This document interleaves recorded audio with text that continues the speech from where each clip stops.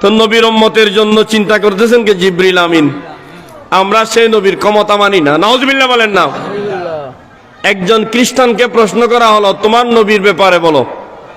খ্রিস্টান বলবে, আমার নবী ঈসা রূহুল্লাহ আলাইহিস সালাম, ঈসা আলাইহিস সালাম হাত বুলিয়ে দিয়ে জন্মান্ধকে চোখের জ্যোতি ফিরিয়ে দিতেন। কুষ্ঠ রোগীকে হাত বুলিয়ে দিলে কুষ্ঠ রোগ, ডবল রোগ বালা হয়ে যেত। তাহলে এটা নবীর প্রশংসা করলো নাকি দুর্নাম করলো? বলেন না। নবীর কি করলো? প্রশংসা করলো। কে? খ্রিস্টান। খ্রিস্টান বলে আমার নবীর এই ক্ষমতা আছে, আমার নবী হাত লাগিয়ে দিলে অন্ধ ভালো হয়ে যেত, কুষ্ঠরোগী ভালো হয়ে যেত। ইহুদিকে বলা হলো, তোমার নবীর ব্যাপারে বলো, তোমার নবীর কি ক্ষমতা?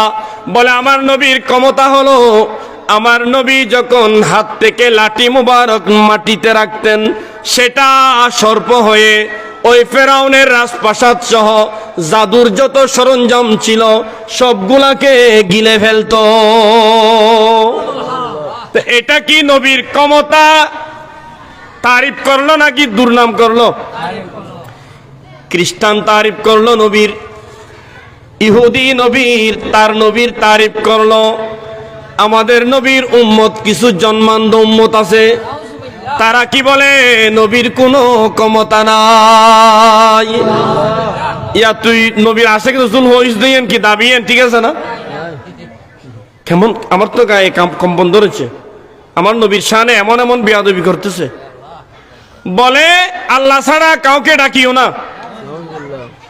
আল্লাহ ছাড়া কাউকে কেন ডাকবো? আল্লাহকেই তো ডাকবো। সবাই বলেন আল্লাহু আকবার। ইয়া আল্লাহ, ইয়া রহমান, ইয়া রহিম। কিন্তু আয়াত নাজিল করেছেন আল্লাহ, ইহুদিরা মূর্তি পূজার সামনে মূর্তিকে বলতেছে আমাকে এটা দাও, এটা দাও, এটা দাও। তো আল্লাহ বলেন, তোমরা এমন কারু কাছে কিছু চাইবে না যাদের শোনার ক্ষমতা নাই, লাভ ক্ষতি করার ক্ষমতা নাই। মূর্তির লাভ ক্ষতি করার ক্ষমতা আছে? বলেন না আপনারা। এই আয়াতটা ফিট করে দিয়েছে নবীর সাথে, এই আয়াতটা ফিট করে দিয়েছে অলির সাথে। বড় করে বলুন নাউজুবিল্লাহ। এগুলা বললে সম্পর্ক নষ্ট হয় এই যুগে। অথচ এই আয়াতটা নাজিল হয়েছে ইহুদিরা যখন মূর্তির সামনে মূর্তি থেকে খুঁজতেছে। ইহুদিরা কার থেকে খুঁজতেছে? মূর্তির থেকে খুঁজতেছে। তখন আল্লাহ আয়াত নাজিল করে দিলেন যে কেউ কারো কাছে, এমন কারো কাছে খুঁজবে না, চাইবে না যে লাভ ক্ষতি করার ক্ষমতা রাখে না। তো লাভ ক্ষতি করার ক্ষমতা তো মূর্তি রাখে না। এই আয়াতটা কিন্তু নাজিল হয়েছে মূর্তির জন্য, ইহুদিদের উদ্দেশ্যে।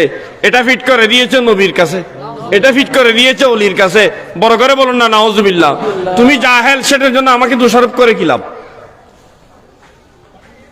আছে না এরকম? এটা বললে বলে মন্দ কথা, বলে মন্দ কথা না ভাই, এত সোজা। এটা শানে নুজুল কি আয়াতের? আচ্ছা যাক, সেটা অন্য লাইনে চলে যাচ্ছে। আল্লাহ আমাদেরকে বুঝার তৌফিক দান করুন। আল্লাহ আমাদের যারা আপনজন, কেন জানি তারা এদিক সেদিক চলে যাচ্ছে, আমাদের কান্না আসে, হয়তো আমাদের কান্না তারা দেখে না। আপনজন একজন যদি মিসগাইড হয়ে যায় তখন আপনার কান্না আসবে না? এখন আহলে হাদিস নামদারি আপনার ঘরে ঘরে ঢুকতেছে না? এটা নাই, এটা নাই, এটা নাই, এটা নাই। আল্লাহ রাব্বুল আলামিন আমাদেরকে হেফাজত করুন, আমিন। কোন আয়াতের শানে নুজুল কি, কোন প্রেক্ষাপটে ওই আয়াত আল্লাহ নাজিল করেছেন, তুমি প্রেক্ষাপট বর্ণনা করে নাই, তুমি শুধু অনুবাদটা করে দিয়েছো। মানুষ বিভ্রান্ত হচ্ছে না? এটার জন্য কে দায়ী? তো এটা যদি কোন ইহুদির মূর্তির ব্যাপারে নাজিলকৃত কোন আয়াত যদি নবীর নামে লাগাই দাও, অলির নামে লাগিয়ে দাও, সেটা আল্লাহর কোরআনের খেলাফ, বিপরীত হয়ে গেল কিনা? এখন বউ যেটা তুমি কবুল করলাম বলে হালাল করেছ, আল্লাহর কালামের বিপক্ষে গিয়ে তোমার বৈধ স্ত্রী এখন অবৈধ হয়ে গেল। ঠিক না এটা? বলেন না ঠিক কিনা? আল্লাহ আমাদের সকলকে হেফাজত করুন, আমিন।